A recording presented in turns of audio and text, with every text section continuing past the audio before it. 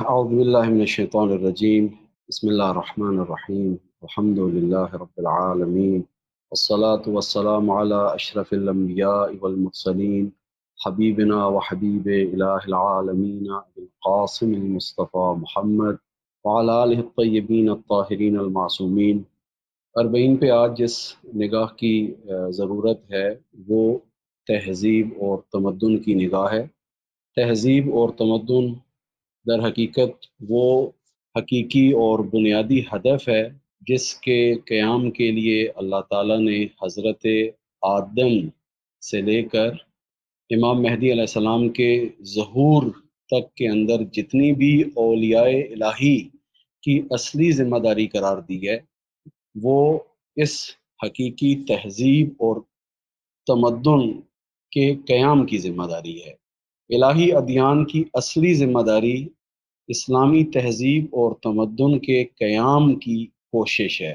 جتنے بھی الہی ادیان آئے ہیں، جتنے بھی انبیاء، اوصیاء، ائمہ علیہم السلام آئے ہیں، ان کی اصلی ترین ماموریت، ٹاسک اور ذمہ داری اللہ تعالیٰ کی جانب سے ہر معصوم، ہر نبی، ہر امام کے زمانے میں یا ہر دین الہی کے عرصے میں جس واحد چیز کے انجام دینے کی اور اس کو کھڑا کرنے کی ذمہ داری ان کے کندھوں پہ رکھی گئی ہے، اور باقی ہر چیز اس کے ذیل میں قرار دی ہے۔ عبادتیں، صوم و صلات، حج، انفاق اور اس طرح کی جتنی بھی چیزیں ہیں، ان تمام چیزوں کو بنیاد اور مقدمہ قرار دیا ہے کہ ان کے ذریعے سے جس چیز کی طرف بڑھنا ہے وہ الہی اور توحیدی تہذیب اور تمدن کا قیام ہے۔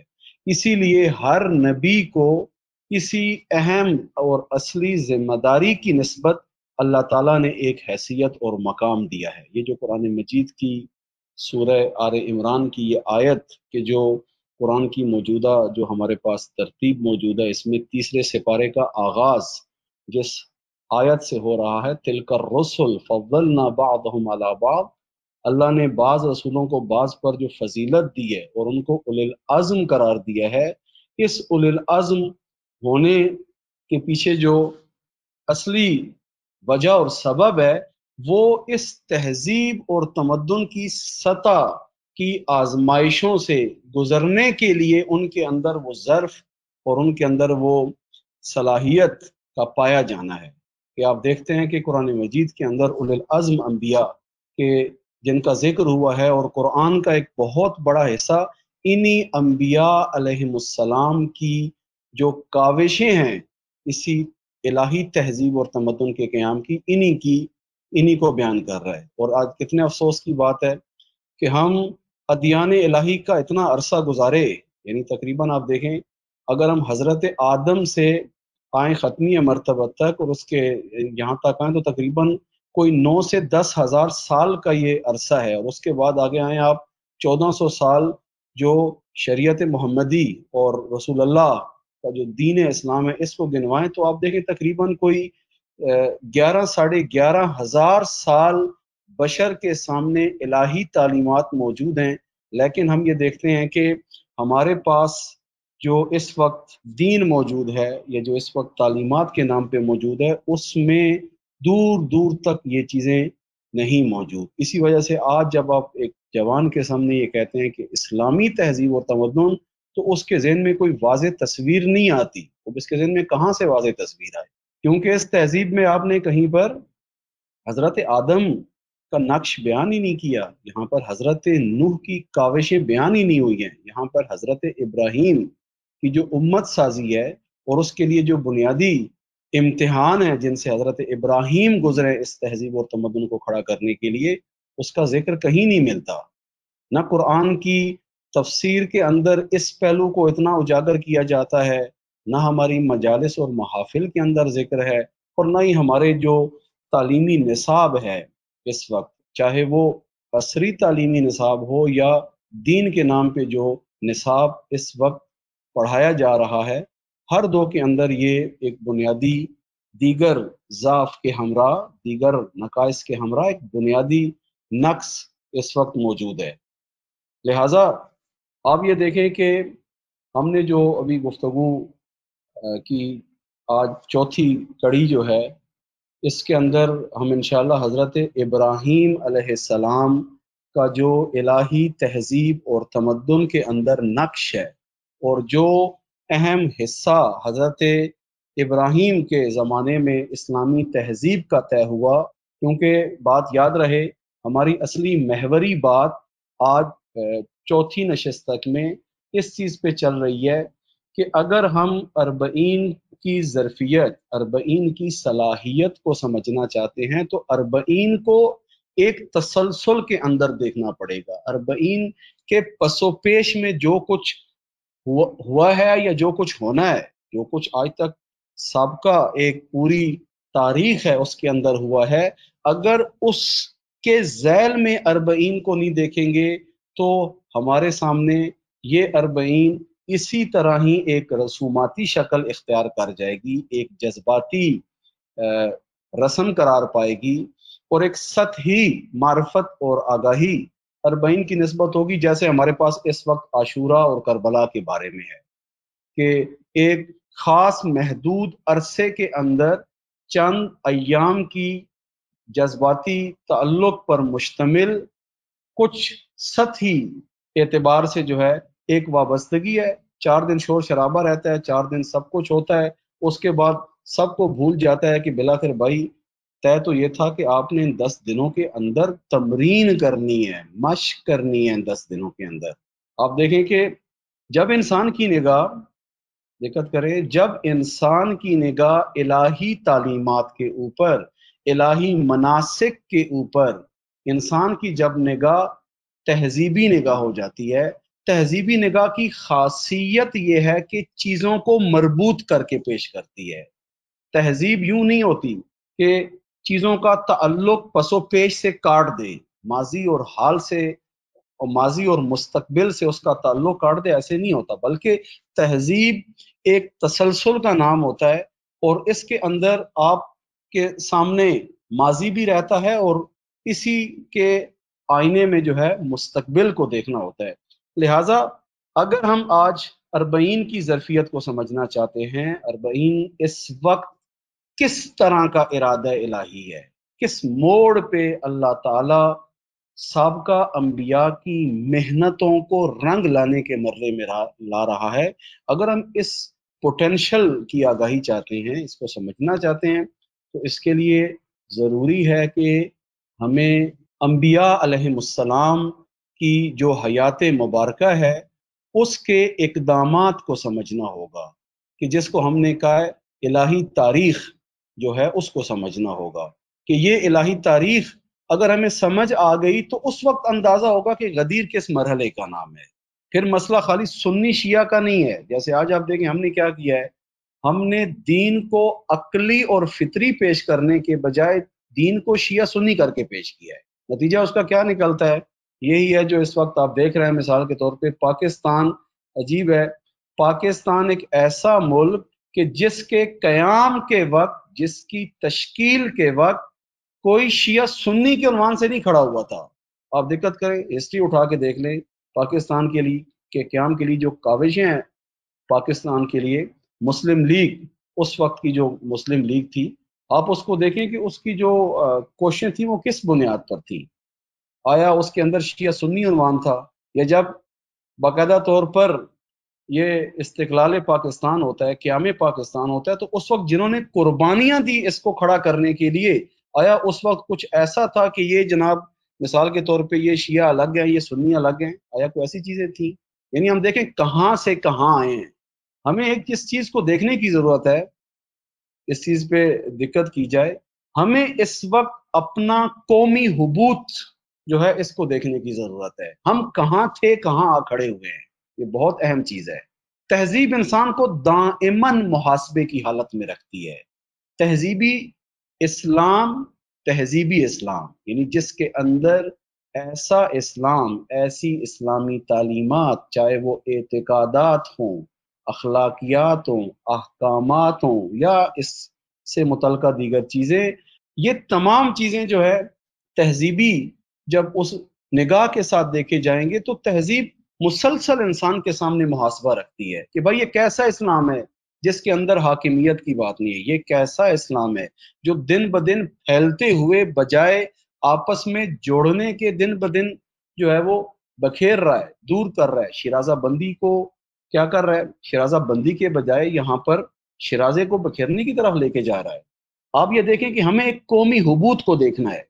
آج پاکستانی ملت یہ چاہتی ہے، امت مسلمہ یہ چاہتی ہے، بر صغیر کے مسلمان اور بالخصوص مکتب تشیع کے پیروکار جو در حقیقت اس اسلامی الہی تہذیب کے وارث ہیں، انہوں نے ظہور تک اس کو لے کے جانا ہے۔ یہ جو میں بات کر رہا ہوں یہ فرقے کی نگاہ سے نہیں ہے، در حقیقت مسئلہ یہاں پر اہل بیت کے معارف سے استفادے کرنے کی جو ظرفیت اس وقت مکتب تشیع میں ہے وہ کہاں ہے اس کے علاوہ؟ آپ یہ دیکھیں کہ ایک قوم تشکیل پاکستان کے وقت کہاں کھڑی تھی، اس وقت کتنا وحدت اور اتحاد ہے۔ یعنی ہم جب اللہ کے نام پر وہ جو آپ ہمارے پاس ظاہر ہے اصلی نعرہ کیا تھا کہ پاکستان کا مطلب کیا، لا الہ الا اللہ، یعنی اللہ کی وحدانیت، توحید، الہی حاکمیت کی بات کر رہے ہیں۔ اور بقول علامہ اقبال کے خطبہ الہ آباد کے اندر اگر آپ دیکھیں تو وہاں پر علامہ اقبال کا ایک نہایت فراموش شدہ جملہ ہے جس کو آج نہ ہمارے قومیاتی ادارے اس کو اٹھاتے ہیں، نہ ہمارے پاکستان کی تاریخ پہ کام کرنے والے ادارے اٹھاتے ہیں، اور نہ ہی وہ جو اس وقت خود کو پاکستانیات اور قومیات کا ٹھیکیدار سمجھتے ہیں مذہبیوں سے ہٹ کر۔ یعنی وہ یہ کہتے ہیں کہ سب سے پہلے پاکستان، وہ ٹھیک ہے سب سے پہلے پاکستان، ذرا آ کے بتاؤ تو صحیح کہ علامہ اقبال جس پاکستان کی بات کر رہے تھے اس پاکستان کی تشکیل کی ضرورت علامہ اقبال کے نزدیک کیا تھی؟ اقبال نے خطبہ الہ آباد کے اندر آپ وہاں پہ دیکھیں کہ علامہ اقبال حکیم امت کا یہ فرمانا ہے کہ ہمیں ایک الگ خطے کی ضرورت ہے جہاں پر اسلامی تہذیب اور تمدن کی مشق ہو سکے۔ یہ جملہ آپ سب برادران خواہران کے ذہنوں میں جو ہے جسے کہتے ہیں ایک سنہری کلمے کے طور پہ بیٹھ جائے۔ اقبال کا پاکستان یہ ہے کہ ہمیں خطہ چاہیے جہاں پر اسلامی تہذیب اور تمدن کی مشق کرنی ہے۔ ہمیں جسے کہتے ہیں خالی یوں تو نہیں ہے کہ ہم یہاں بیٹھے تھے دل جو ہے وہ لبھانا شروع ہوا کہ چلے جی آپ الگ ہو جاتے ہیں کیونکہ یہاں نہیں بیٹھ سکتے، نہیں رہ سکتے۔ ایسے مسئلہ یہ نہیں تھا، مسئلہ اسلامی تہذیب اور تمدن کی تمرین کے لیے اور محمدی اسلام کے جس کے اندر تہذیب اور تمدن کو کھڑا کرنے کی صلاحیت موجود ہے، ہمیں اس کے قیام کے لیے ایک جگہ چاہیے کہ جہاں پر یہ چیز جو ہے وہ باقاعدہ طور پر تشکیل پا سکے۔ پس آپ یہاں پر اگر اربعین کے پوٹینشل کو دیکھنا چاہتے ہیں، اربعین کی ظرفیت کو، تو یاد رکھیے گا کہ پاکستان اسلامی تہذیب کے قیام کے لیے تشکیل پایا ہے۔ آج اس وقت کن لٹیروں کے ہاتھ میں ہے، کن چوروں کے ہاتھ میں ہے، کن مذہبی چوروں کے ہاتھ میں ہے، کن اقتصادی ڈاکوؤں کے ہاتھ میں ہے، کن سیاسی رہزنوں کے ہاتھ میں ہے۔ مسئلہ فقط آج کی موجودہ صورتحال نہیں ہے، ہمیں سب سے پہلے اس حبوط کو سمجھنا ہے کہ ہم کہاں تھے، کہاں آ کے کھڑے ہو گئے ہیں۔ یاد رکھیے گا حبوط ہر انسان کی زندگی میں ہے۔ حبوط ایسی چیز نہیں ہے کہ آپ یہ کہیں کہ ہم انبیاء کے واقعات پڑھ رہے ہیں اور حضرت آدم کے بارے میں یہ بات چل رہی تھی۔ قرآن کہتا ہے کہ جو کافر ہیں، قرآن نے، اور مشرک ہیں، کافر اور مشرک، قرآن نے ان کے بارے میں فرمایا کہ ان کی نگاہ انبیاء کے اقدامات، انبیاء کے جو حیات کے اندر تاریخی موڑ ہیں ان کے اوپر ان کی نگاہ کیا ہے؟ کافر اور مشرک کیا کہتے ہیں؟ اساطیر الاولین، یہ پچھلوں کی کہانیاں ہیں، یہ پچھلوں کی سٹوریاں ہیں، ان کا انسانی حیات سے کوئی تعلق نہیں، ان کا تہذیب اور تمدن سے کوئی تعلق نہیں۔ یہ نگاہ کن کی؟ یہ مشرکانہ نگاہ ہے، یہ کافرانہ اور ملحدانہ نگاہ ہے۔ جبکہ الہی نگاہ کیا ہے کہ نہ، کہ یہ جو کچھ ہے یہ در حقیقت قصص انبیاء، یہ انبیاء کی داستانیں اور انبیاء علیہ السلام کی جو حیات مبارکہ ہے، یہ در حقیقت اسلامی تہذیب اور تمدن کے مختلف اقدامات ہیں کہ جن کو ایک تسبیح میں پروئی ہوئی حالت کے ساتھ ہمیں مرحلہ بمرحلہ دیکھنا ہے۔ لہٰذا حضرت آدم کی حیات میں جو حبوط کا مرحلہ تھا، اس حبوط کو ہمیں کس پہلو سے دیکھنا ہے؟ ہمیں اس وقت اپنے قومی حبوط کے عنوان سے دیکھنا چاہیے. کاش آپ میں کوئی اٹھے اور اس موضوع کے اوپر الگ سے خود لکھے. مثلا پاکستان مثلا لکھے پاکستان کا تہذیبی سطح سے ابھی جو موجودہ صورتحال ہے اس کی طرف حبوط، اس کے اوپر لکھے. میں کب سے کہہ رہا ہوں لیکن ابھی تک حتیٰ حامی بھرنے تک بھی کسی نے نہیں کہا کہ چلے میں کوشش کروں. کسی نے یہ بھی نہیں کہا کہ میں کوشش کروں. حبوط کے اوپر لکھیں قومی حبوط کیا ہے ہمارا. یعنی ہم چلے تھے تہذیب کی سطح پر ایک ہجرت انجام دی. دیکھیں پاکستان کو یوں نہیں ہے کہ کل آپ دو جگہ بیٹھے تھے چل جی ایگریمنٹ پہ سائن کریں، ہاں بھائی آپ یہاں سے اٹھو ادھر آ جاؤ، چلو آپ یہاں سے اٹھو ادھر چلے جاؤ. کسی ایگریمنٹ کا نتیجہ نہیں ہے. کتنی زحمتیں ہوئی ہیں اس کے لیے.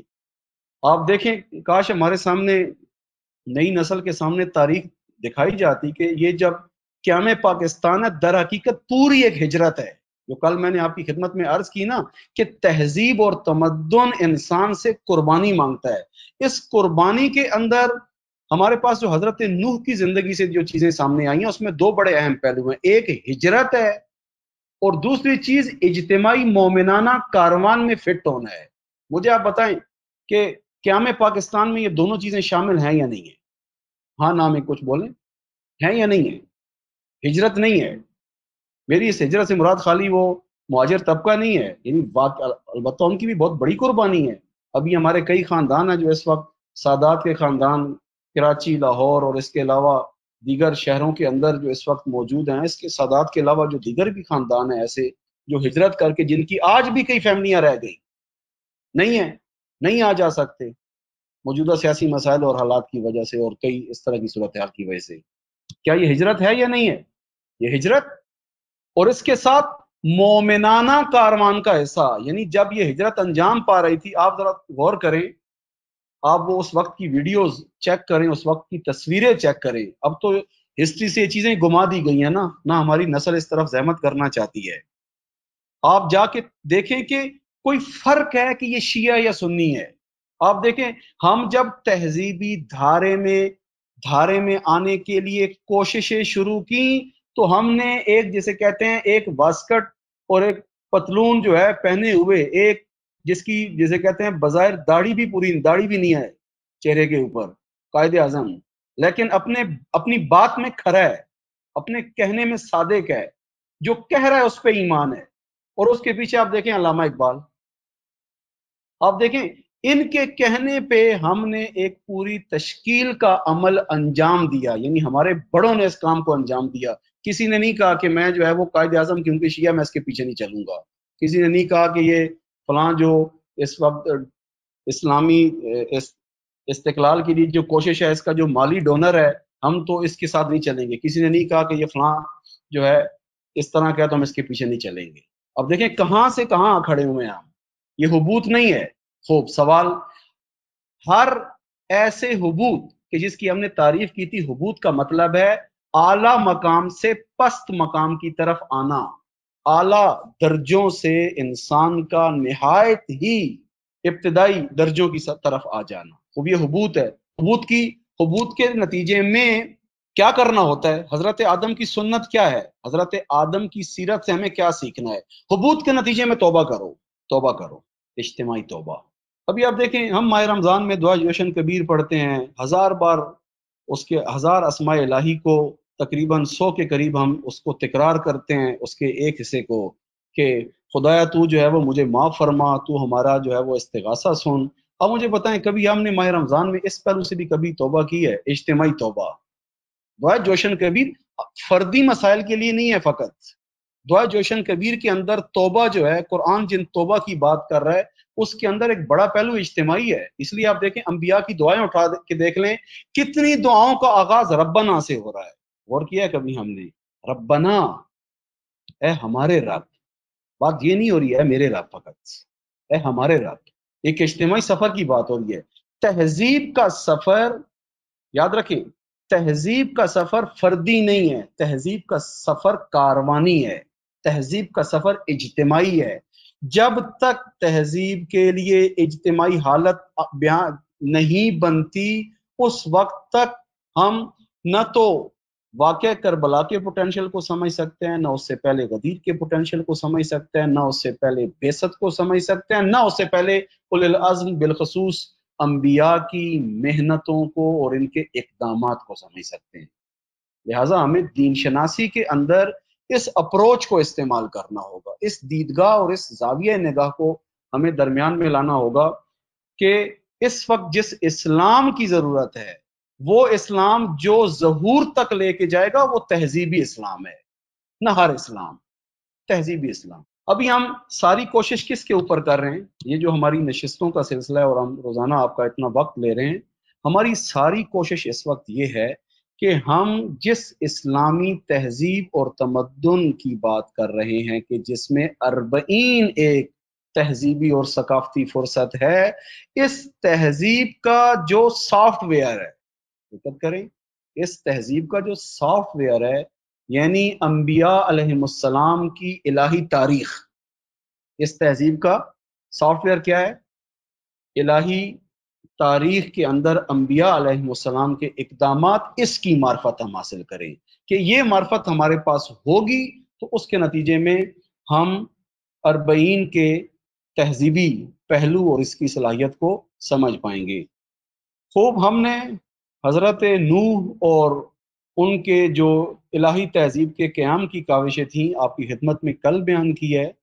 आज हज़रत इब्राहीम अलैहिस्सलाम के जो हज़रत नूह के बाद हमारे पास साहिब शरीयत नबी हैं, इनकी हयात मुबारका और उसके अंदर जो इक़दामात हैं इस्लामी तहजीब के जिस पहलू के हवाले से, क्योंकि देखें तहजीब एक पैक है, तहजीब एक पूरे पैक का नाम है। तहजीब के मुख्तलिफ हिस्से हैं, उसमें एक हिस्सा वो था जिसमें बुनियाद रखी गई, एक हिस्सा उसके अंदर जो है वो नेशन बिल्डिंग का है, नेशन बिल्डिंग। हजरत इब्राहीम ने जो इकदामात अपनी हयात मुबारका में इस्लामी तहजीब के लिए अंजाम दिए वो नेशन बिल्डिंग का काम था। कि आप देखते हैं कि हजरत इब्राहीम जब कश्ती को ले आए, यानी कश्ती जब साहिल पे पहुंच गई और ठहर गई और उसके बाद जब एक मुआशरा कायम होता है और तकरीबन 500 साल की कोशिशें हजरत नूह की कश्ती और यानी इस तूफान के बाद, यहाँ पर अर्ज किया था कि तकरीबन 80 के करीब शहर हैं, क्योंकि तहजीब और तमद्दुन बातें नहीं होती, तहजीब और तमद्दुन लेक्चर्स और दर्स नहीं होते। तहजीब और तमद्दुन का काम क्या होता है? खुलासा ये है कि तहजीब और तमद्दुन बढ़ता ही उस वक्त आगे है जब इंसानी हयात के मुख्तलिफ असबाब, टूल्स और अवजार के ऊपर सवार हो जाए।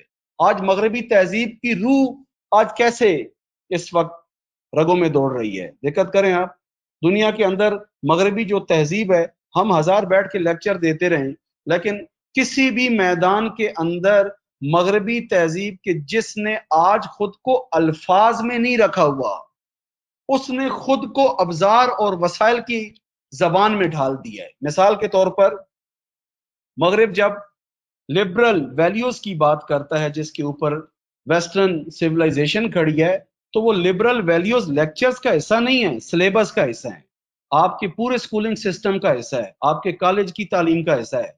जब वेस्ट आके लिबरल इकोनॉमी की बात करता है तो वो फकत थ्योरीज नहीं है, बल्कि उसके मुताबिक उसने पूरा बैंकिंग सिस्टम खड़ा किया है कि जिसके नीचे, उस बैंक के नीचे कर्जे का एक खास निज़ाम है, उसके अंदर सूद का एक खास निज़ाम है, प्रॉफिट का एक खास निज़ाम है, उसके अंदर स्टॉक एक्सचेंज के मुतलका मसाइल अलग किस्म के हैं, और इसके अलावा जो दीगर शोबे हैं निज़ाम मालियात के। बस उसने क्या किया है कि थ्योरी में नहीं रखा, थ्योरी को एक बाकायदा तौर पर सिस्टम में तब्दील किया है। या मिसाल के तौर पर वेस्ट जब आके इंसानी हयात के अंदर वेलफेयर की बात करता है, इंसानी एंटरटेनमेंट की बात करता है, तो खाली ये नहीं कहता कि ये ना करो और ये करो, बल्कि करके दिखाता है कि ये यूं है। आप देखें, जब मगरबी तहजीब ये कहती है कि मैंने खानदान की बुनियाद खत्म करनी है, कि शैतान का अल्लाह ताला की बारगाह में वादा है, याद रखिएगा कुरान ने कहा है कि शैतान तुम्हारे नुत्फों में शामिल होता है। क्या मतलब इसका? शैतान तुम्हारे नुत्फों में शामिल होता है, क्या मतलब? यानी हलाल ज़ादगी की जो सतह ईजाद होनी चाहिए, जो हलाल ज़ादा नस्ल परवान चढ़नी चाहिए, شیطان نے اللہ تعالیٰ کے سامنے جو چیزیں جسے کہتے ہیں اصلی جسے کہتے ہیں اصولوں کے طور پہ رکھی ہے کہ میں یہ کام کروں گا اور اس کے لیے ہر کوشش کروں گا، تو مجھے فقط مہلت دے دے، اس میں ایک مہلت شیطان نے یہ اللہ سے مانگی ہے کہ میں اس بنیادی انسانی آئلی زندگی کی اکائی کو کھڑا ہی نہیں ہونے دوں گا۔ آج آپ مجھے بتائیں جو ہمارا لائف سٹائل ہے، جو ہمارا ایجوکیشن کا سسٹم ہے، وہ اسی طرح کا ہے یا نہیں ہے؟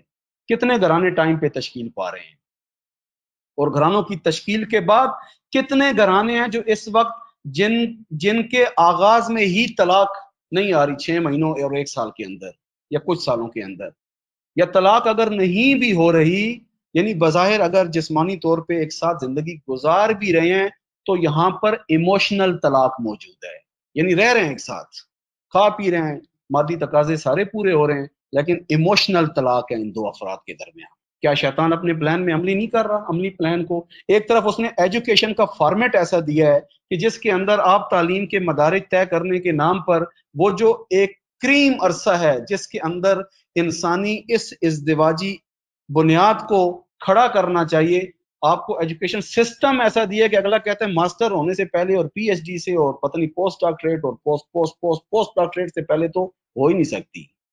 یہ ایک طرف۔ نمبر 2، آ جائیں آپ اس طرف جو ہمارے لیونگ سٹائل ہے اور اس کے اندر جو ہمارے ضروریات، جو ہم نے جھوٹی ضروریات اس وقت ایجاد کر دی ہیں، وہ کس طرح کی ہیں؟ ان کو دیکھنے کے بعد کوئی کہے گا کہ یہ ٹائم پہ یہ کام انجام پائے؟ اور اس کے بعد جو ہمارے گھروں کی کنسٹرکشنز ہیں، جو ہم دن بدن جس طرح کی شہری زندگی کی طرف بڑھ رہے ہیں، ظاہر سی بات ہے جہاں پر جو ہے وہ جسے کہتے ہیں 60 میٹر 80 میٹر، بہت زیادہ ہو تو 100 میٹر کا جو ہے نا مکان جس میں 2 کمرے اور اوپن کچن اور ایک جو ہے نا اٹیچ باتھ روم، اور یہ صورتحال، اس کے اندر آپ کل چاہیں گے کہ ازدواجی زندگی چلے اور یہ بھی آسانی کے ساتھ، اور پھر یہاں پہ زاد و ولد ہو، تولید نسل ہو۔ یہاں پر جس طرف ہماری خوراکیں جا رہی ہیں اس وقت، جس کلچر کی طرف، فاسٹ فوڈ کی طرف ہم جا رہے ہیں، دقت کریں یہ ساری چیزیں بکھری ہوئی نہیں ہیں، تہذیب ان سب چیزوں کو دیکھتی ہے۔ ممکن ہے رسوماتی دین ان چیزوں کو نہ دیکھے، ممکن ہے فردی انسان کی شخصی اخلاقیات تک کے جو تعلیمات ہیں اس کے اندر یہ مسائل نہ ہوں، اس کے اندر یہ مسئلہ ہو کہ ٹھیک ہے مسئلہ نہیں ہے، فاسٹ فوڈ کھانے میں کوئی مشکل نہیں ہے، بس آپ یہ کر لیں کہ جو ہے نا گوشت اس کے اندر حلال ہونا چاہیے، اور جو ہے اس کے اندر جو چیزیں استعمال ہونی چاہیے حرام نہیں ہونے چاہیے فقہی اعتبار سے۔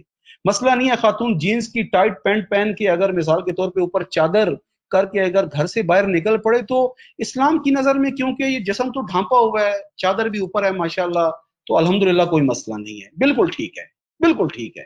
یہ جو بھی ہمارے معاشرے میں یہ دین پروان چڑھ رہا ہے، اگر اس معاشرے کے اندر تہذیب کی نگاہ سے دین آتا تو وہاں پر مسئلہ جین کی پینٹ نہیں ہے فقط، مسئلہ یہاں پر جو ہے فاسٹ فوڈ نہیں ہے فقط، اس کو اوپر کی سطح سے دیکھنا ہے کہ شیطان کیا کرتا ہے۔ دیکھیں شیطان کا جو اغوا ہے، شیطان یوں نہیں ہے کہ لیکچر دے کے اغوا کرتا ہے، شیطان آغاز سے لے کے انتہا تک کو کیا کرتا ہے؟ قرآن کے بقول زین لہم،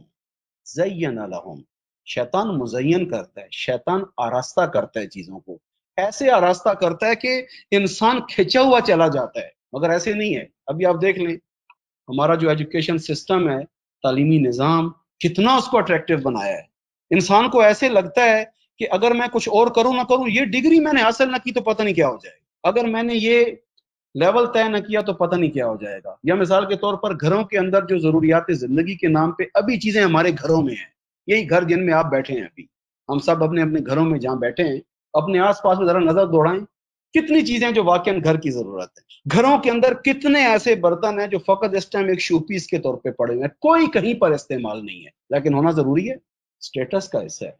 شیطان نے کیا کیا؟ شیطان کا جو نظام ہے زمین کے اوپر، آج ہم مار کہاں کھا رہے ہیں؟ نئی نسل کو جب ہم نے بات بتانی ہوتی ہے، نئی نسل کا جو ایک بڑا سوال ہے وہ یہ ہے کہ بھائی آپ جس تہذیب اور تمدن کی بات کر رہے ہو، اس کے مظاہر کہاں پہ ہیں؟ اس کے منظر کہاں پہ ہیں؟ اس کا نظام کہاں پہ ہے؟ سچ بھی کہتے ہیں کہاں پہ ہے؟ مغرب نے کوئی چیز، دیکھیں مغرب کا کام کیا ہے، مغربی تہذیب کیسے پروان چڑھ رہی ہے، جس کو میں دوسرے لفظوں میں یوں کہوں کہ شیطانی تہذیب کیوں سپیڈ سے بڑھ رہی ہے؟ بظاہر، البتہ بظاہر اس کی ایک بڑی وجہ یہ ہے کہ شیطان مسئلے کو نظریے تک نہیں رکھتا، مسئلے کو نظریے سے نظام تک لاتا ہے، اور نظام کے بعد اس کی امپلیمنٹیشن۔ اور ہماری طرف کیا ہے؟ پہلی بات تو یہ ہے کہ یہ سوچ ہے ہی نہیں، جسے کہتے ہیں نا پتہ ہی کٹ گیا، اور اگر کچھ پائی بھی جاتی ہے تو اس کے اندر ایک سوچ کو سسٹم میں کیسے تبدیل کرنا ہے اس کا ہنر نہیں ہے۔ جیسے اس وقت ہمارے ہاں پاکستان کی صورتحال آپ دیکھ لیں، یا تو سوچ ہے ہی نہیں، یا جن میں کسی حد تک کچھ پہلوؤں سے سوچ پائی جاتی ہے ان کے پاس اس نظریے کو، تھیوری کو سسٹم میں تبدیل کرنے کی صلاحیت نہیں ہے۔ اور ظاہر ہے جب ایک تھیوری سسٹم میں اگر تبدیل ہو جائے تو اس کے بعد امپلیمنٹیشن کا مرحلہ آتا ہے، اس کے لیے ایک الگ ٹیم چاہیے ہوتی ہے۔ انبیاء کیا کر رہے ہیں؟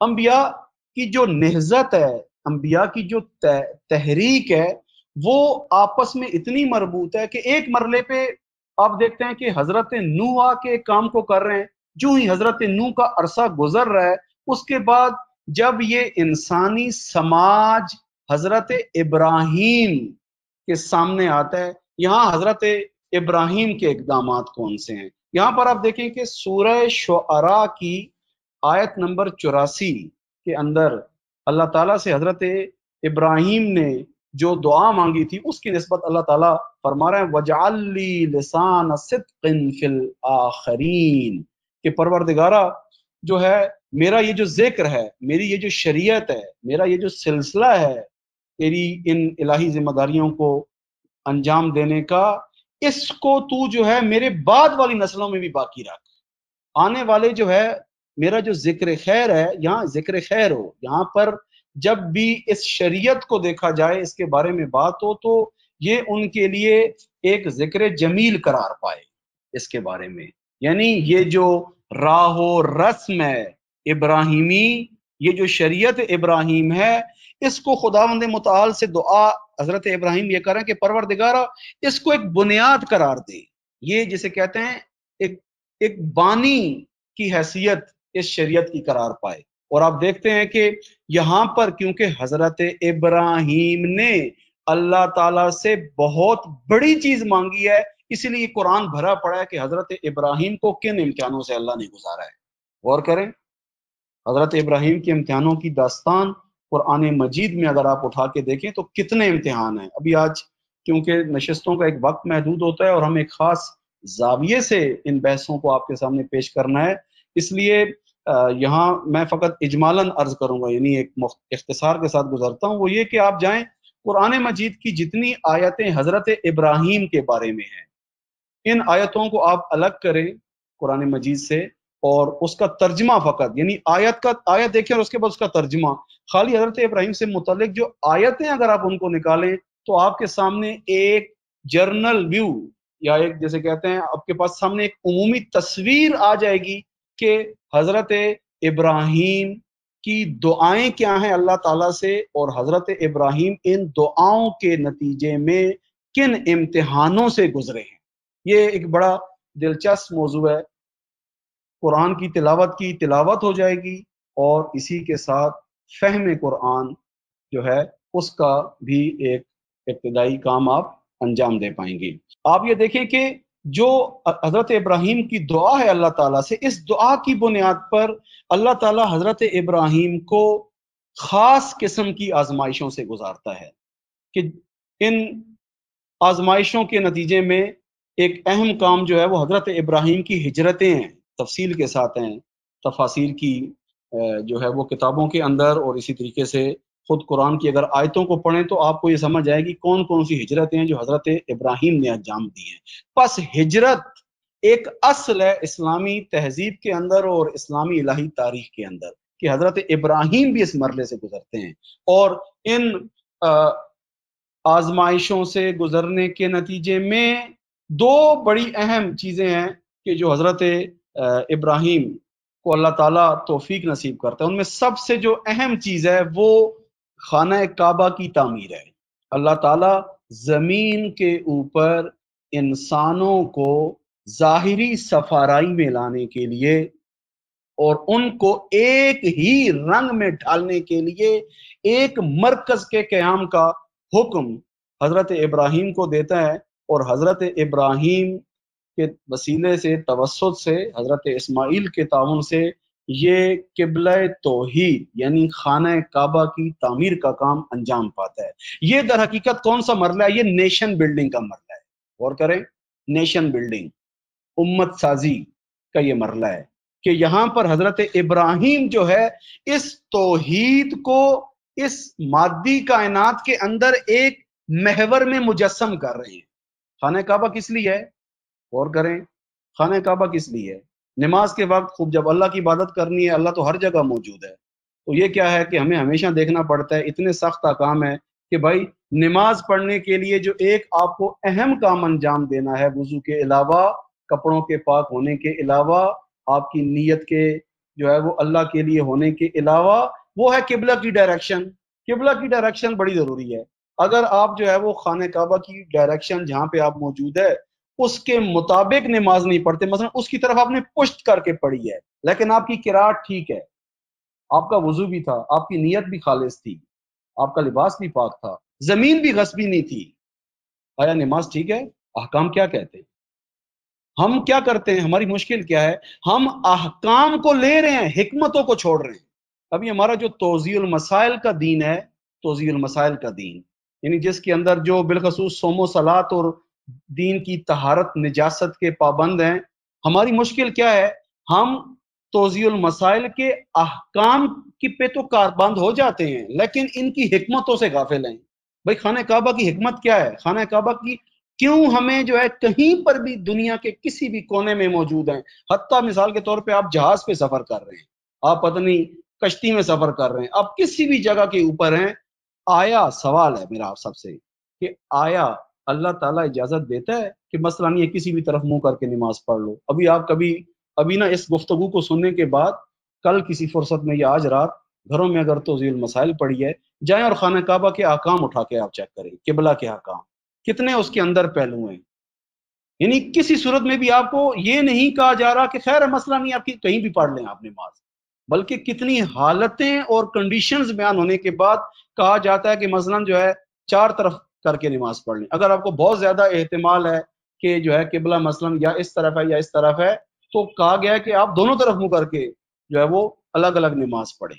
یعنی کتنا جو ہے انسان کو اس ابراہیم علیہ السلام کے تعمیر کردہ ایک مقام کے ساتھ آپ کو جو ہے وہ ہم آہنگ کیا جا رہا ہے۔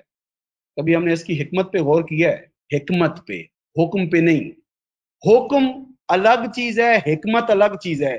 آج ہمارے دینی تعلیمی نظام کے اندر مشکل کیا ہے؟ تعلیمی نظام کے اندر دینی تعلیمی نظام، مدرسوں کا جو تعلیمی نظام ہے، جو ہمارے اس وقت یعنی حوزوی تعلیمی نظام ہے عصری ہمارا، اس کے اندر مشکل کیا ہے کہ اس کے اندر احکام کی تعلیم دی جاتی ہے، حکمتوں کی تعلیم نہیں ہے۔ اس کے پیچھے احکام کا کورس کرا دیا، نماز کا کورس، روزے کا کورس، حج کا کورس، زکوٰۃ کا کورس، خمس کا کورس، فلاں چیز کا کورس۔ حکمتیں کدھر گئی؟ احکام دیکھیں، تہذیبی دین کون سا ہے؟ ساتھ ساتھ یہ ویسے بھی مکمل کرتے جائیں۔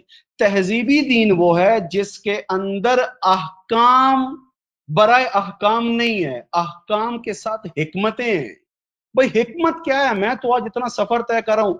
دیر واز اے ٹائم 4,500 سے 5,000 سال پہلے زمین کے اوپر حضرت ابراہیم آئے۔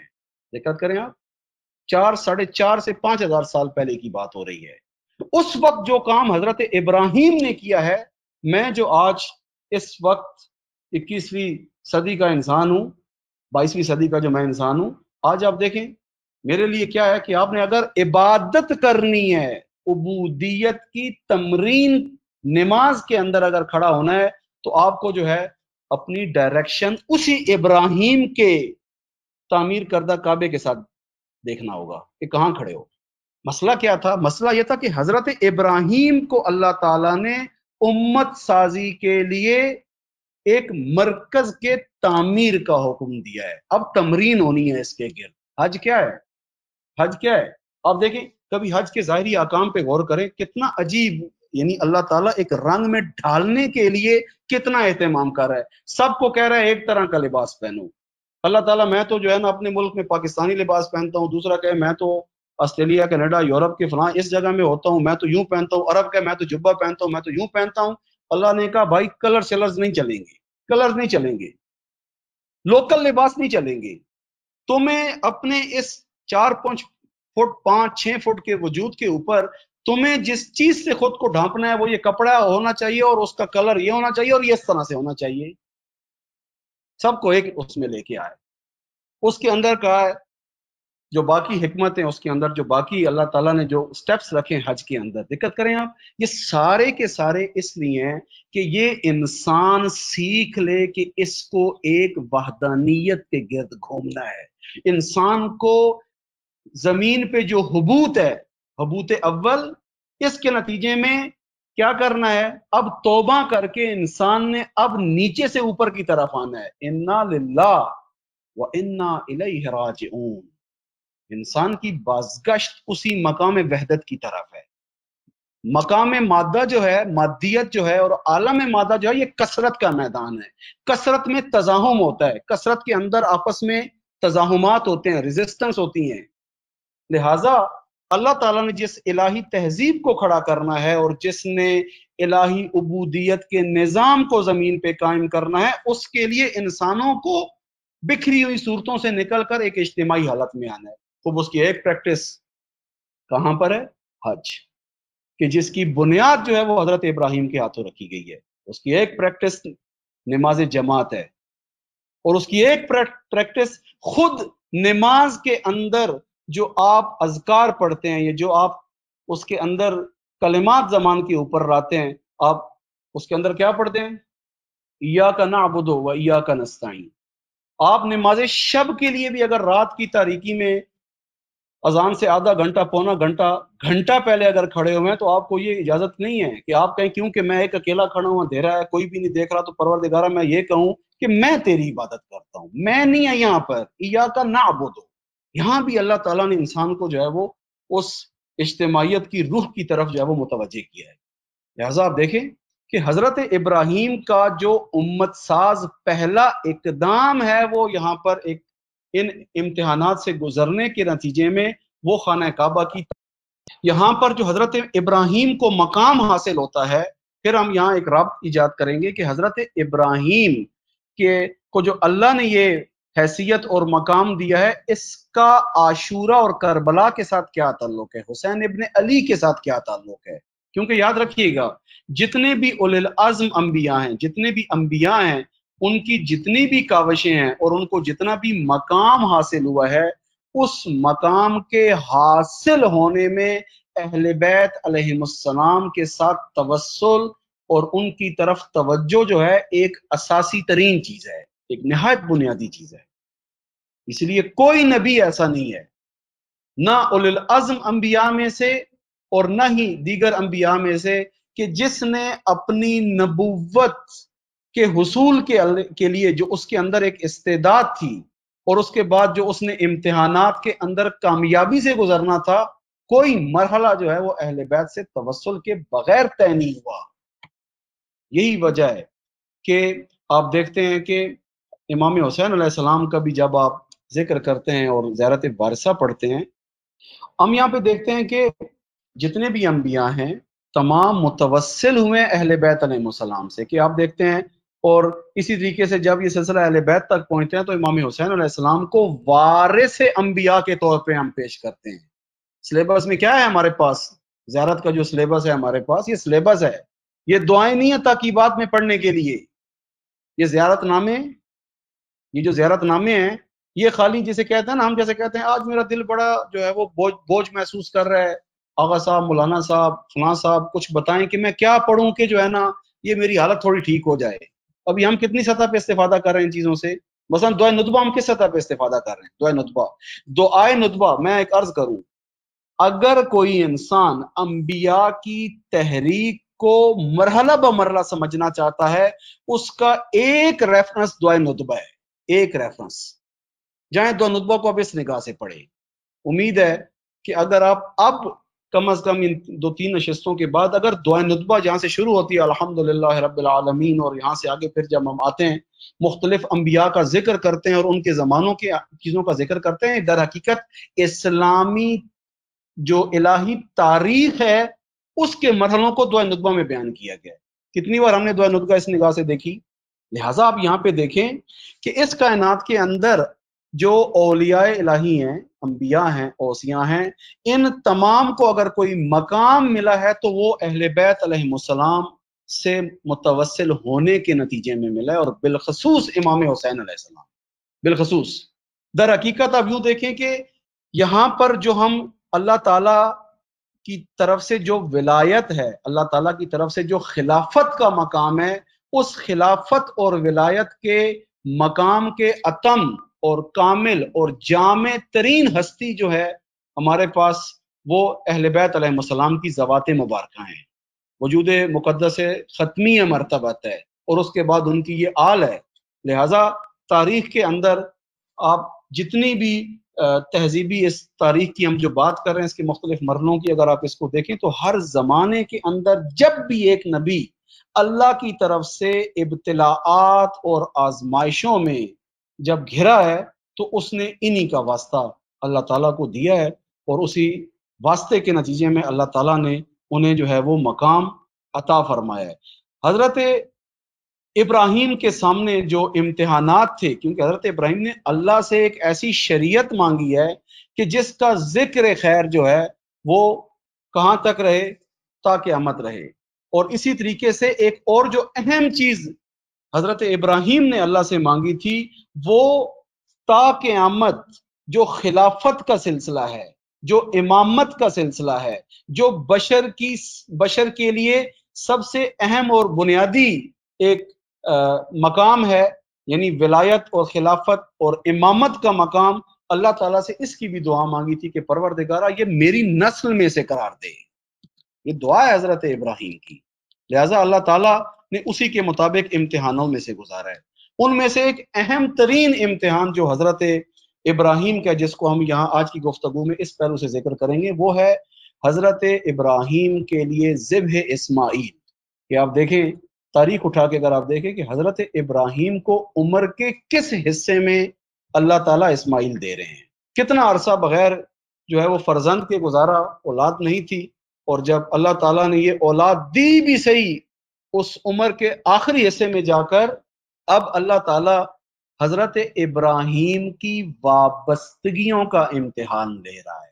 جن کی اولادیں ہیں، اب جو آپ میں سے شادی شدہ ہیں وہ اس کو سمجھ سکتے ہیں کہ اولاد کے ساتھ تعلق انسان کا کیسا ہے۔ انسان ہر چیز سے گزر سکتا ہے، اپنے آپ سے گزر سکتا ہے، لیکن اولاد کی نسبت جو ہے وہ چاہتا ہے کہ اس کے اوپر کوئی آنچ نہ آئے۔ اللہ تعالیٰ امتحان لیتا ہے۔ ابھی دیکھیں ہمیں جو دین سکھایا گیا ہے نا، ہمارا دین ابھی بڑا میٹھا میٹھا دین ہے، ہاں بہت میٹھا دین ہے۔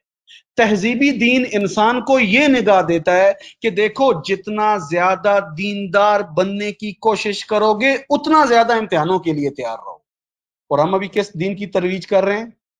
ابھی ہمارے معاشرے میں، ہمارے سٹیج پر اور ہمارے آس پاس میں جس دین کی ترویج کر رہی ہے وہ نہایت سادہ ہے، کوئی اس میں زحمت نہیں ہے، کوئی اس میں مشکل نہیں ہے، آرام سے آپ کہیں سے بھی کماؤ، کسی بھی طرح سے کماؤ، بس ٹھیک ہے صدقے پہ تھوڑا کچھ دے دو، نظر نیاز میں کچھ دے دو تو مسئلہ نہیں ہے، انشاءاللہ سارے مسئلے حل ہیں، رزق بھی پاک ہو گیا اور آپ کی ذمہ داری بھی ادا ہو گئی۔ لیکن اللہ تعالیٰ کا جو دین ہے اس کے اندر آپ اگر الہی اسی تہذیبی نگاہ سے دیکھیں تو اللہ کیا کرتا ہے؟ اللہ تعالیٰ یہ کہتا ہے کہ جو جتنا زیادہ عبودیت کے لیے آگے آنا چاہتا ہے اس کو اتنا بڑا امتحان دینا ہوگا۔ آپ انبیاء کی اگر تاریخ اٹھا کے دیکھ لیں، ایک ایک نبی کتنے کتنے بڑے امتحان دیے۔ اب ہم آئیں حضرت ابراہیم تک۔ حضرت ابراہیم نے اللہ تعالیٰ سے خلافت مانگی ہے، اللہ تعالیٰ کی اسی حاکمیت کے اقامے اور قیام کے لیے، تو اللہ تعالیٰ نے کہا ٹھیک ہے، بس ایک مرحلہ جو حضرت ابراہیم کے امتحان کا ہے وہ ذبح اسماعیل ہے۔ وہ پورا آپ کے ذہن میں نقشہ کہ کیا ہوا، ہم نے کیا کیا، ہماری آج مشکل کیا ہے؟ ہم نے عید قربانی کے اندر ہم نے بکرا اور اس کے اندر جو ہے وہ بیل اور اس کے اندر فلاں اور یہ چیزیں ہم نے اس کو زیادہ ہائی لائٹ کر دیا، وہ اصل مفہوم تو ختم ہو گیا۔ مسئلہ قربانی ہے، مسئلہ دمبا نہیں ہے، مسئلہ گائے بیل اور اس کے اندر یہ جو چیزیں ہم مختلف اس ٹائم پہ قربانی میں استعمال کرتے ہیں یہ نہیں ہے۔ ابھی آپ دیکھیں جہاں پہ تہذیبی دین پروان نہ چڑھ رہا ہو وہاں پر عید قربان کے دن بھی ساری توجہ کس کے اوپر ہے؟ اس خود قربانی کے جانور کے اوپر ہے۔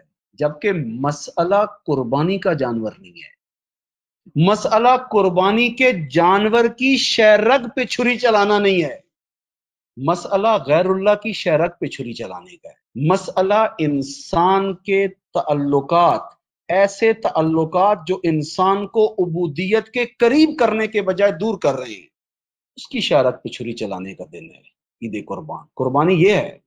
لہٰذا آپ دیکھتے ہیں کہ یہاں پر جب اللہ تعالیٰ نے اس آزمائش سے گزارا اور حضرت ابراہیم کو جو ہے یہاں پر صادق پایا اور حضرت اسماعیل کو بھی اس مقام پر پایا، تو اللہ نے یہاں پہ دو کام کیے ہیں، دقت کریں آپ۔ ایک تو یہ کہ روایت کے اندر ہے کہ اللہ تعالیٰ نے اسی مقام پر، یعنی جب حضرت اسماعیل کی جگہ پہ چھری جو ہے وہ جانور پہ چلی، تو یہاں پر اللہ تعالیٰ نے وحی کے ذریعے سے حضرت ابراہیم سے پوچھا، بتاؤ کہ تمہارے نزدیک سب سے زیادہ عزیز کون ہے؟ یہ سوال ہے اللہ تعالیٰ کا، اللہ تعالیٰ کا سوال ہے حضرت ابراہیم سے کہ بتائیں کہ آپ کے نزدیک سب سے زیادہ جو ہے وہ عزیز کون ہے؟ تو یہاں پر اللہ تعالیٰ کی بارگاہ میں جو ہے وہ حضرت ابراہیم فرماتے ہیں کہ تیری مخلوقات میں سب سے زیادہ میرے نزدیک عزیز جو ہے وہ تیرا حبیب ختمی مرتبت حضرت محمد مصطفیٰ صلی اللہ علیہ وآلہ وسلم ہے، کا سب سے زیادہ عزیز میرے نزدیک جو ہے وہ یہ نبی اکرم ہے۔ ظاہر ہے ابراہیم کے پاس علم غیب تھا، حضرت ابراہیم کے لیے زمانہ ماضی، حال اور مستقبل، کوئی یہ تین زمانے الگ نہیں تھے کوئی چیز۔ حضرت ابراہیم اس الہی غیب کی نگاہ سے جو چیز دیکھ رہے تھے وہ آئندہ کی نسلوں کے اندر رسول اللہ کی بعثت کو دیکھ رہے تھے۔ فرمایا میرے لیے روئے زمین پہ سب سے زیادہ عزیز جو انسان ہے تیری مخلوق میں سے ہوا احب الی من نفسی، ہوا احب الی من نفسی، میرے نزدیک سب سے زیادہ عزیز تیرا یہ رسول ہے۔ اور یہاں پر پھر اگلے مرنے میں اللہ تعالیٰ وہی میں حضرت ابراہیم سے پوچھتے ہیں کہ بتاؤ تمہارے لیے اپنا بیٹا اسماعیل جو ہے اس کا جو ذبح ہونا تھا یہ زیادہ دردناک تھا یا تمہارے لیے رسول کا جو نواسا ہے حسین ابن علی اس کا ذبح ہونا تمہارے لیے جو ہے زیادہ دردناک ہے؟ یہ وہ منظر تھا کہ جہاں سے پھر جو آشنائی ہے حضرت ابراہیم کی امام حسین کی نسبت، اور یہاں پر اللہ تعالیٰ کی بارگاہ میں کہتے ہیں کہ میرا اسماعیل حسین کے سامنے کچھ نہیں ہے۔ فرمایا کہ میرے لیے سب سے زیادہ اذیت ناک جو مرلہ ہے وہ امام حسین علیہ السلام یعنی نواسہ رسول جو ہیں، یہ میرے لیے سب سے زیادہ اذیت کا باعث ہے کہ ان کو یہ تکلیف پہنچے اور یہ اس اذیت کے مرحلے سے گزرے۔ کہ یہیں پر ہم دیکھتے ہیں کہ جو ہے وہ باقاعدہ ان کے سامنے پوری داستان دہرائی گئی، حضرت جبرائیل نے پوری داستان جو کربلا کی ہے اور امام حسین علیہ السلام کے ساتھ جو کچھ ہونا ہے اور ان کی جو آل کے ساتھ ہونا ہے اس کو دہرایا ہے۔ اور یہاں سے جو ہے قرآن کی یہ جو آیت ہے کہ وَفَدَيْنَاهُ بِذِبْحٍ عَظِيمٍ، کہ اللہ تعالیٰ نے جو ہے وہ فدیہ قرار دیا حضرت اسماعیل کا، کہ جس کو آپ دیکھتے ہیں کہ اللہ نے اسی نسل ابراہیم میں سے جو ہے وہ اس قربانی کو امام حسین علیہ السلام کے لیے قرار دیا۔ دقت کریں آپ، اللہ تعالیٰ انعام دیتا ہے بڑے امتحانوں کے لیے تیار ہونے والے انسانوں کو۔ اللہ نے امامت حضرت ابراہیم کی ذریت میں رکھ دی، اور اسی طرح سے آپ دیکھتے ہیں کہ جو مختلف امتحان ہیں حضرت ابراہیم کے، کہ جس میں یہ امتحان سب سے بڑا امتحان تھا ذبح عظیم کا، اسی ذبح اسماعیل کے ٹائم پہ آپ دیکھتے ہیں کہ اللہ تعالیٰ کی بارگاہ میں جس استقامت کو خدا سے مانگتے ہیں، اور اس کے بعد جب اللہ تعالیٰ ان کو امامت کا مقام دینا چاہتا ہے، اور یہاں پر سورہ بقرہ کی آیت نمبر 124 کہ قرآن فرما رہا ہے وَإِذِ ابْتَلَىٰ إِبْرَاهِيمَ رَبُّهُ بِكَلِمَاتٍ فَأَتَمَّهُنَّ قَالَ إِنِّي جَاعِلُكَ لِلنَّاسِ إِمَامًا۔ امام جعفر صادق علیہ السلام سے سوال کیا گیا کہ یہاں پہ کلمات سے کیا مراد ہے، یہ کن کلمات کی بات ہو رہی ہے؟ تو یہاں پر امام فرماتے ہیں ہی الکلمات التی تلقاها آدم من ربہ فتاب علیہ، یہاں پر جن کلمات کی بات ہو رہی ہے کہ اللہ تعالیٰ نے جو امتحان لیا حضرت ابراہیم سے، اور اس میں جو کلمات شامل ہیں، یہ کلمات جن کے ذریعے سے آزمایا گیا حضرت ابراہیم کو، وہ ان اہل بیت کی نسبت حضرت ابراہیم کی کیا ہے، اس کے ذریعے سے حضرت ابراہیم کو یہاں پر آزمایا گیا۔ اور فرماتے ہیں کہ یہ وہی کلمات ہیں کہ جن کے ذریعے سے حضرت آدم کی دعا قبول ہوئی تھی، وَهُوَ أَنَّهُ قَالَ، اور وہ یہ ہیں جو حضرت ابراہیم کی زبان پہ آئے، یا رب اسألک بحق محمد وعلی وفاطمۃ والحسن والحسین۔ اب دیکھیں کہ جو ولایت اور زمین کے اوپر خلافت کے اتم اور جامع اور کامل نمونے ہیں، وہ اہل بیت کی ہستیاں ہیں۔ آپ اس کو اس پہلو سے دیکھیں کہ یہ ہستیاں ایسی ہیں کہ اگر کسی اولی العزم نبی کو امامت کا مقام بھی ملا ہے تو ان کے وسیلے سے ملا ہے۔ مثال حضرت ابراہیم کو جو قرآن فرما رہا ہے انی جاعلک للناس اماما، کہ میں آپ کو مقام امامت دے رہا ہوں، وہ ان ابتلاعات اور قربانیوں کے نتیجے میں ہے۔ اور یہ جو مقام مل رہا ہے اس کے اندر ایک بڑا پہلو اہل بیت علیہم السلام کے ساتھ وہ توسل ہے، وہ تعلق ہے، وہ توجہ ہے، وہ رابطہ ہے کہ جس کے نتیجے میں یہ مقام اللہ تعالیٰ جو ہے وہ حضرت ابراہیم کو عطا کرتا ہے۔ لہٰذا آپ یہاں پر دیکھیں کہ اللہ نے جو امامت حضرت ابراہیم کو عطا کی، ظاہر ہے امامت کے دو رکن ہیں، ایک طرف امام ہے، ایک طرف امت ہے۔ ابراہیم امام ہے، جس معاشرے کو انہوں نے تیار کرنا ہے اس معاشرے کی ان کے ساتھ حیثیت امت کی ہے، اور یہاں پر جس سلیبس کے تحت حضرت ابراہیم نے اس امت کو تیار کرنا ہے وہ شریعت ابراہیمی ہے۔ لہٰذا یہاں پر اللہ تعالیٰ سے جو دعا امامت کی اسی میں ہی آگے جو جملہ ہے آپ دیکھیں، اسی آیت کے اندر اللہ تعالیٰ سے جو دعا مانگی تو اس میں اللہ سے کیا مانگا، ایک اور جو چیز یہاں پر مانگی ہے اللہ تعالیٰ سے وہ کیا ہے کہ قال ومن ذریتی، پروردگارا میں فقط اپنی امامت کی بات نہیں کر رہا کہ تو مجھے امام بنا، بلکہ میں اپنے بعد آنے والی جو میری ذریت ہے، میری جو نسل ہے، میں اس امامت کو ان کے لیے بھی چاہ رہا ہوں۔ لہٰذا آپ دیکھیں قرآن نے فرمایا لا ینال عہد الظالمین، پروردگار نے کہا ہے کہ آپ کی آنے والی ذریت میں جو اہل ترین ہوں گے ان کو یہ ملے گی۔ اور اس ذریت کے اندر آپ دیکھتے ہیں حضرت ابراہیم کی دو طرح کی اولادیں ہیں، ایک طرف حضرت اسحاق ہیں اور ان سے اولادیں ہیں، اور ایک طرف حضرت اسماعیل۔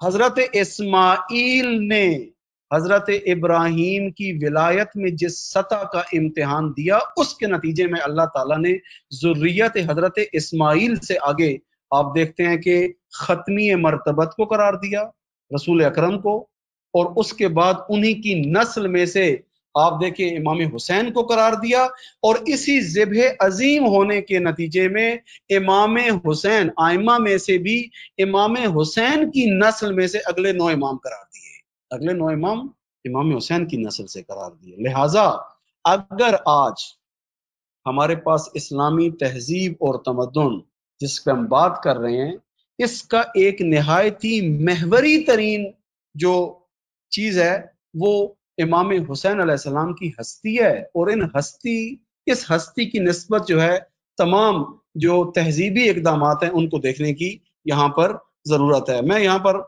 آخری وہ مرحلہ کہ جو اللہ تعالیٰ نے حضرت ابراہیم کو امامت کا وعدہ دیا کہ امامت ہم آپ کو عطا کریں گے اور آپ کی نسل اور آپ کی ذریت میں سے قرار دیں گے، در حقیقت یہاں پر الہی تہذیب اور تمدن کے قیام کے لیے جو بنیادی معمار ہیں وہ کس ذریت سے ہوں گے؟ حضرت ابراہیم کی ذریت سے، حضرت ابراہیم کی۔ نہایت دلچسپ موضوع ہے، اگر آپ اسی سے آتے جائیں رسول اللہ تک، اور اس کے بعد آپ آ جائیں اہل بیت، اور اس کے بعد خاندان عصمت و طہارت سے متعلق جو نسل سادات ہے، اس وقت نسل سادات کو اس پہلو سے آپ دیکھیں۔ اس وقت آپ دنیا کے گوش و کنار میں دیکھ لیں کہ اس وقت سادات کے کون سے افراد ہیں جو اس وقت اسی الہی تہذیب اور تمدن کو آگے پہنچانے کے لیے کھڑے ہیں۔ سید علی خامنائی، سید علی سیستانی، سید حسن نصر اللہ، یہ 3 عنوان تو بڑے ہیں، یہ 3 بڑے عنوان ہیں۔ آپ دیکھیں اللہ تعالیٰ نے اسی نسل کو، کہ آپ دیکھیں جس میں سے آگے آپ آگے میں نے عرض کیا ہے کہ اولاد رسول، یہاں جو میں بحث کر رہا ہوں وہ جناب سیدہ کی نسل کی بات کر رہا ہوں، یہاں آگے وہ تقسیم میں نہ لگ جائیں ہم، جسے کہتے ہیں تقویہ، نقویہ، کاظمیہ، یہ وہ بہت زیادہ جزیات میں نہیں جا رہے ہیں، اصل بحث اس کے اوپر جا رہی ہے کہ اللہ تعالیٰ نے اس ذریت کے اندر الہی تہذیب اور تمدن کی قیادت رکھی ہے، اس لیے یہ جو عالمگیر توحیدی ثقافت ایجاد ہونی ہے، اس کے اندر حضرت ابراہیم کا ایک نہایت بنیادی نقش ہے۔ اسی وجہ سے اللہ تعالیٰ نے جو ایک قرآن میں اصطلاح استعمال کی ہے، ملت ابراہیم کی اصطلاح قرآن میں استعمال ہوئی ہے۔ یہاں پر آپ دیکھیں حضرت ابراہیم کے جو تہذیبی کارنامے ہیں، 3-4 بڑے اہم کارنامے ہیں۔ نمبر 1، مرکز توحید خانہ کعبہ کی تعمیر، ابتلاءات اور امتحانات سے گزرنے کے نتیجے میں مرکز توحید خانہ کعبہ کی تعمیر کہ جس کے گرد نیشن بلڈنگ کا پروسیس طے ہونا ہے، اور یہیں سے ایک اجتماعی توحیدی رسم جو ہے آپ دیکھتے ہیں حج شروع ہوتا ہے، اور حج ابراہیمی کہ جس کی بنیاد پڑتی ہے، اور اس کے جو مناسک ہیں اور اس کے اندر جو حکمتیں پوشیدہ ہیں اس کے اوپر آپ نگاہ ڈالیں۔ اور اسی طریقے سے آپ دیکھیں کہ اللہ تعالیٰ نے انہی کی ذریت میں سے انہیں قرار دیا کہ جنہوں نے الہی تہذیب اور تمدن کا قیام کرنا ہے، اور اسی ذریت کے تسلسل میں آتے جائیں امام زمانہ علیہ السلام تک، کہ اللہ نے اس الہی تہذیب اور تمدن کو جب حقیقی طور پر پوری اس کائنات کے اندر جب لاگو کرنا ہے، تو جس انسان کے ذریعے سے یہ تہذیب اپنے اوج کو پہنچے گی، اور قرآن مجید کے بقول اذا جاء نصر اللہ والفتح ورأیت الناس يدخلون فی دین اللہ افواجا، جب انسان جوک در جوک، گروہ در گروہ دین کے اندر داخل ہوں گے، اور اذا جاء الحق وزهق الباطل، کہ یہ وہ مرحلہ ہے کہ جس وقت جو ہے وہ حق غلبے کی طرف جائے گا اور اس کا غلبہ ہوگا، اور باطل جو ہے وہ مٹ جائے گا۔ آپ دیکھیں یہ کس کے ہاتھوں ہوگا؟ یہ اسی حضرت ابراہیم کی ذریت میں سے ایک ہستی امام زمانہ علیہ السلام کے ذریعے سے ہونا ہے۔ لہٰذا حضرت ابراہیم کا نہایت ہی اہم کردار ہے الہی تہذیب اور تمدن کے اس مرحلے کو آگے بڑھانے میں، جس کا عنوان ہم نے آپ کی خدمت میں بیان کیا تھا، حضرت ابراہیم اور امت سازی، کہ یہ امت سازی جو کی ہے، کیونکہ خانہ کعبہ کی تعمیر ظاہر خالی خانہ کعبہ جسے کہتے ہیں کہ عمارت کھڑے کر کے چلا تو نہیں جانا ہے، اب اس کے گرد انسانوں کی تربیت کرنی ہے، اب ان کو زبان، رنگ، نسل، علاقے کے مختلف لبادوں سے ان کو ایک توحید کے مرکز کے گرد لے کے آنا ہے، اور اس کے لیے جس دینی عبادت کو، یعنی خانہ کعبہ کی تعمیر کے ساتھ جس دینی عبادت کا آغاز ہوا، اور وہ کیا ہے؟ حج ابراہیمی۔ اللہ تعالیٰ سے دعا ہے کہ ہمیں حضرت ابراہیم کی حقیقی معرفت عطا فرمائے، اور اسلامی تہذیب اور تمدن کے قیام میں جو حضرت ابراہیم کی کاوشیں ہیں ان کی معرفت نصیب فرمائے، اور اس الہی تہذیب اور تمدن کی جو حیثیت 40 کے اندر ہے اس کو درک کرنے کی توفیق عطا فرمائے۔ السلام علیکم ورحمۃ اللہ وبرکاتہ۔